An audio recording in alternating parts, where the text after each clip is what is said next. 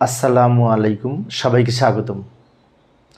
প্রিয় শিক্ষার্থী বন্ধুরা, আজকে আমি এই যে আইসিটি বিষয়ের সংখ্যা পদ্ধতির উপর ভিত্তি করে সম্মিলিত বোর্ড 2018 সালে যে সৃজনশীল প্রশ্নটি এসেছিল ওই প্রশ্নটির সঠিক সমাধানের চেষ্টা করব।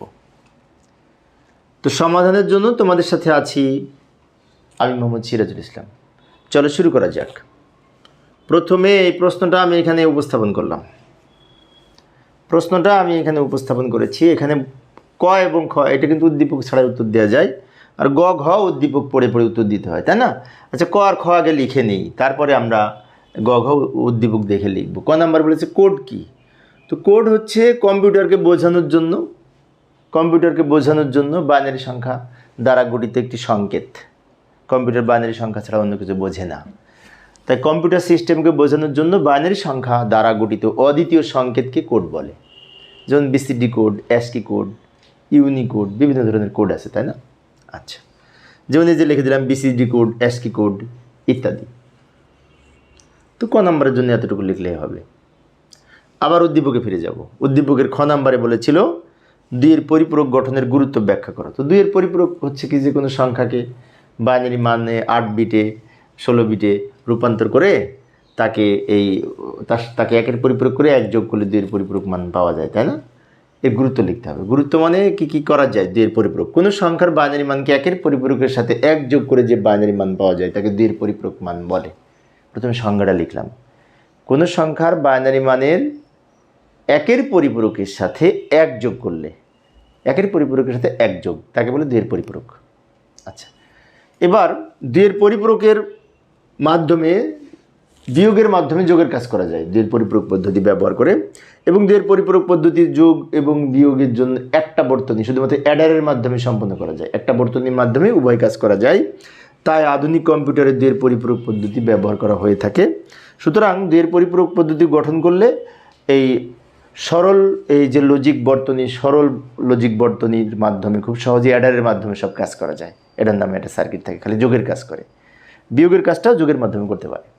তো এইভাবে আমরা নিজেদের মতো করে লিখতে পারি এবং দামেও সস্তা হয়, যেহেতু একটা সার্কিট ব্যবহার করা হয়। তাই বলা যায় দুইয়ের পরিপূরক পদ্ধতিতে যেহেতু যোগ এবং বিয়োগ করার জন্য একটি মাত্র সার্কিট ব্যবহার করা হয়, সেজন্য দুইয়ের পরিপূরক পদ্ধতি গুরুত্ব অপরিসীম। এইভাবে লিখতে পারি। এটা নিজেদের মনে করে লিখেছি, তোমরা আরও এর বেশি কম বেশি করে লিখতে পারো, সমস্যা নেই। এটা তো ব্যাখ্যা। উদ্দীপকে যাব। উদ্দীপকে গ নাম্বারে কি বলেছিল? গ নাম্বারে বলেছে এক্স এবং ওয়াইয়ের বইয়ের পার্থক্য মধ্যে দাম বেশি এবং কত বেশি। এক্স এবং ওয়াইয়ের মধ্যে কার বইয়ের দাম বেশি এবং কত বেশি। এটা কিন্তু দুইয়ের পরিপূরক পদ্ধতিতে পার্থক্য নির্ণয় করতে বলেনি, বলেছে কার বইয়ের দাম বেশি। এখন এক্সের বইয়ের দাম কত? বাইনারিতে দেওয়া আছে। ওয়াইয়ের বইয়ের দাম কত? অক্টালে দেওয়া আছে। তাহলে অক্টাল আর বাইনারি আমরা বুঝতে পারতেছি না কার বইয়ের দাম বেশি। আর বুঝতে হলে কি করতে হবে? উভয় সংখ্যাকে একই পদ্ধতিতে, একই সংখ্যা পদ্ধতিতে রূপান্তর করতে হবে। তা আমরা করতে পারি, এটাকেও দশমিক করতে পারি, এটাকেও দশমিক করতে পারি। তার দুইটা দশমিক করে দেখব কার বইয়ের দাম বেশি। যাই গ নম্বরের সমাধান করার চেষ্টা করি। আমি একটু দ্রুত লিখে দেখাচ্ছি সময় সেভ করার জন্য। উদ্দীপকে এক্স এবং ওয়াইয়ের বইয়ের দাম যথাক্রমে এত টাকা এবং এত টাকা। এক্ষেত্রে কার বইয়ের দাম বেশি এবং কত বেশি তা জানার জন্য উভয় সংখ্যাকে একই সংখ্যা পদ্ধতিতে রূপান্তর করতে হবে। একই সংখ্যা পদ্ধতি মানে কি? আমরা দশমিকে রূপান্তর করতে পারি, তারপরে বিয়োগ করব। আচ্ছা, এই যে লক্ষ্য করি, প্রথমে এই এক্সের যে বইয়ের মূল্য বাইনারিতে দেওয়া আছে এটার দশমিক মান রূপান্তর করার জন্য প্রত্যেকটা প্রতীককে 2 দ্বারা গুণ করব। এই 1কে 2 দ্বারা গুণ করলাম, এই 1কে 2 দ্বারা গুণ করব যোগ, এই 0কে 2 দ্বারা গুণ করব যোগ, এই 1কে 2 দ্বারা গুণ করব যোগ, এই 1কে 2 দ্বারা গুণ করব যোগ, 0কেও 2 দ্বারা গুণ করব। সবগুলোকে 2 দ্বারা গুণ করেছি। এবার প্লাস, মাঝখানে আবার প্লাস দিয়েছি। এবার এদিক থেকে এদিকে প্রত্যেকটা 2-এর উপরে পাওয়ার লিখব। 0 থেকে শুরু হবে, 0 1 2 3 4 5। এবার সরল করব, এটাকে সরল করে এটা গুণ করে 32 হবে যোগ, এটাকে পাওয়ার করে 16 হবে যোগ, এখানে 0 হবে, এখানে 4 হবে, এখানে 2 হবে, সবার শেষে 0 আছে। তো এটা পাওয়ার করে 1 হয়, 1কে 0 দিয়ে গুণ করলে 0 হয়। পাওয়ার পারি সেজন্য আমি দ্রুত বলে দিলাম। এবার সবগুলো যোগ করে হবে 54। এইটা হচ্ছে এক্স এর বইয়ের মূল্য পেলাম 54 টাকা, দশমিক সংখ্যায় পেলাম, তার বেশ 10 লিখেছি। এখন ওয়াইয়ের বইয়ের দাম কত ছিল? সেটা অক্টালে দেওয়া ছিল। তো ওইটাকে এরকম দশমিকে রূপান্তর করব। তো যাই বাকিটুকু করি। এই যে ওয়াইয়ের বইয়ের মূল্য 36, যেটি অক্টালে দেওয়া আছে। অক্টাল থেকে দশমিক করার জন্য আগে যেমন বাইনারি থেকে দশমিক করার জন্য বেস 2 দিয়ে গুণ করে পাওয়ার লিখেছি, এখন অক্টাল থেকে দশমিক করার জন্য বেস 8 দিয়ে গুণ করে পাওয়ার লিখবো। যেমন 3কে 8 দ্বারা গুণ করব যোগ, 6কে 8 দ্বারা গুণ করব যোগ, তারপর পাওয়ার লিখব 0 1। এবার সরল করলে আমরা এটা পাবো, সরলটা দ্রুত বলে দিছি, দুটো যোগ করে 30 পাবো, এটা দশমিক সংখ্যা। তাহলে আমরা এক্সের বইয়ের মূল্য পেলাম 54 আর ওয়াইয়ের বইয়ের মূল্য পেলাম কত? 30। তা কার বইয়ের দাম বেশি? এক্সের। ওই কথাটাই নিচে লিখে দিব এইভাবে, যে লক্ষ্য করি এক্স মাইনাস ওয়াই সমান 24, অর্থাৎ ওয়াইয়ের বইয়ের মূল্য অপেক্ষা এক্সের বইয়ের মূল্য 24 টাকা বেশি, এইভাবে লিখে দিতে পারি। আচ্ছা, গ নাম্বার উত্তর হলো। আবার ঘ নাম্বারের জন্য উদ্দীপকে ফিরে যাব। উদ্দীপকের ঘ নাম্বারে কি বলেছে? ঘ নাম্বারে বলেছে উদ্দীপকের 3 জনের বইয়ের মোট দাম কত তা অক্টালে প্রকাশ করো। দারুণ একটি প্রশ্ন। মানে 3 জনের বইয়ের দাম কত যোগ করে সেটা যোগফলকে অক্টাল করতে হবে। এখন সবগুলা যোগ করে যোগফলকে অক্টাল করার সবচেয়ে সহজ পদ্ধতি হচ্ছে 3টারই দশমিক করব। যেমন আমরা গ নাম্বারে কিন্তু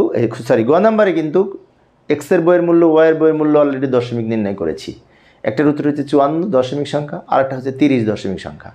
আর একটা সংখ্যা আছে হেক্সা, জেডের বইয়ের মূল্য 9, এটা হেক্সা। তো এটাকে দশমিকে রূপান্তর করবো 16 দিয়ে গুণ করে পাওয়ার লিখে। তারপরে 3টা দশমিক সংখ্যা যোগ করে সেটাকে আবার অক্টালে রূপান্তর করতে হবে। তো প্রথমে এটাকে আমরা দশমিক করব। যাই 4 মার্কের প্রশ্ন তো একটু গুছিয়ে লিখতে হবে। এইভাবে আমরা গুছিয়ে লিখতে পারি 3 জনের বইয়ের মোট মূল্য কত টাকা হবে তা অক্টালে রূপান্তরের জন্য প্রথমে কি করব? প্রথমে সকল সংখ্যাকে দশমিক সংখ্যায় রূপান্তর করা যেতে পারে, তারপরে অতঃপর দশমিক সংখ্যাগুলোর যোগফলকে অক্টালে রূপান্তর করা যেতে পারে। এখন অনেক শিক্ষার্থী আমাকে প্রশ্ন করতে পারে যে এত কিছু কি লেখা লাগবে? সরাসরি অঙ্ক করলেই তো হতো। সরাসরি অঙ্ক করলে অঙ্কটা একটু ছোটো হয়ে যায়, 4 মার্কসের প্রশ্ন তো, ঘ নম্বর 4 মার্কস। সেজন্য আমরা এটা সাজিয়ে লিখলে এখানে কিন্তু নিয়মটাও বলে দিয়েছি, তাই মনেও থাকবে আমাদের কোথায় কী করলাম, তাই না? সেজন্য একটু লিখে দিব যে প্রথমে সকল সংখ্যাকে দশমিকে রূপান্তর করব, তারপর সব সংখ্যাকে যোগফলকে অক্টাল করব, এটাই লিখে দিলাম। এখন এই যে লক্ষ্য করি জেডের মূল্য 9a, এটার দশমিক করব। তা এর মান কিন্তু 10, তাই না? তো 10কেও 16 দ্বারা গুণ করতে পারি, যোগ এর পরিবর্তে 10 লিখেছি, 9কে 16 দ্বারা গুণ করব, তারপর পাওয়ার লিখব 0 1, একদম সহজ। খালি এর মান 10 লিখেছি, তাকে 16 দিয়ে গুণ করব, আবার 9কেও 16 দিয়ে গুণ করবো, এরপর পাওয়ার লিখব। এগুলো আমরা জানি, সেই জন্য একটু দ্রুত বলছি সময় সেভ করার জন্য। এটাকে পাওয়ার করে 16, তাকে 1 দিয়ে গুণ করলে 10 দিয়ে গুণ করলে 160, এটাকে পাওয়ার করলে 1, তাকে 9 দিয়ে গুণ করলে 9, এর মান 10 এখানে লিখে নিতে পারি, যোগ করলে 169 দশমিক সংখ্যা পেলাম। এবার 3 জনের বইয়ের মোট মূল্য কত বের করতে হবে। 3 জনের বইয়ের মূল্য কিভাবে পেলাম? এই জেডের মূল্য তো পেয়েছি এইটা, আর এক্স ওয়াইয়ের মানে আগে পেয়েছি গ নাম্বারে। এখন 3টা যোগ করব, এই যে এইটার মূল্য তো এটা হলো, তাই না? আচ্ছা, 3টা যোগ করার জন্য সুতরাং এক্সের বইয়ের মূল্য 54 যেটি গ থেকে পেয়েছি, জেডের ওয়াইয়ের বইয়ের মূল্য 30 যেটি গ থেকে পেয়েছি, এবং জেডের বইয়ের মূল্য এটা কিছুক্ষণ আগে পেলাম। এবার সবগুলো যোগ করে আমরা পেলাম, সবগুলো যোগ করে পেলাম 253, যেটি দশমিক সংখ্যা। সবগুলোকে দশমিক করে যোগ করে 253 পেলাম। এখন অঙ্ক কিন্তু শেষ হয়নি, এখন একটু বাকি আছে। কি বাকি আছে? এই সংখ্যাটাকে আবার অক্টাল করব, কারণ আমাদের প্রশ্নে বলেছিল যোগফলকে অক্টাল করতে। তো যোগ করেছি 253কে এখন অক্টালে রূপান্তর করার জন্য, এই যে অক্টালে রূপান্তর করার জন্য এই সংখ্যাটাকে 8 দিয়ে ভাগ করব। এটাকে 8 দিয়ে ভাগ করলে ভাগফল কত, ভাগশেষ কত আমি কিন্তু বের করে নিলাম। যোগ লক্ষ্য করি, ভাগফল হবে 31, ভাগশেষ হবে 5। 253কে যদি 8 দিয়ে ভাগ করি, ভাগফল হবে 31, ভাগশেষ হবে 5। ভাগ তো আমরা করতে পারি, তাই না? ভাগফল এখানে লিখবো, ভাগশেষ এখানে লিখবো, প্রয়োজনে আলাদা জায়গায় রাফ করে নিব ভাগফল কত হয় আর ভাগশেষ কত হয়।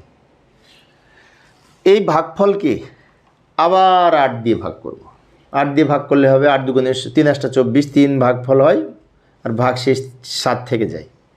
এই 3কে 8 দ্বারা ভাগ করা যায় না, তখন এখানে 0 হবে, আর এই 3 শেষে লিখব। এবার নিচ থেকে উপরের দিকে সাজিয়ে লিখলে উত্তর হবে 375। এটি অক্টাল সংখ্যা, তাই আমরা ভিত্তি হিসাবে 8 লিখেছি, যেহেতু অক্টাল সংখ্যা। তো এইভাবে আমরা যোগফলকে অক্টালে রূপান্তর করতে পারি।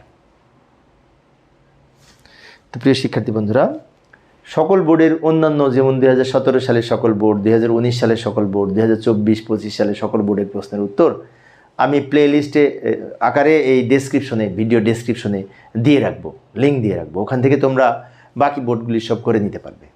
একদিনে সব বোর্ডের উত্তর দেওয়া সম্ভব না, সেজন্য আমার চ্যানেলে না সবগুলোর প্রশ্নের উত্তর দেওয়া আছে, তাই আমি দিয়ে রাখবো, ওখান থেকে তোমরা দেখে নিতে পারবে, ফ্রি দেখে নিতে পারবে, সমস্যা নেই। তো পরিশেষে সবাই ভালো থাকবে এবং সুস্থ থাকবে এই কামনায়। খোদা হাফেজ।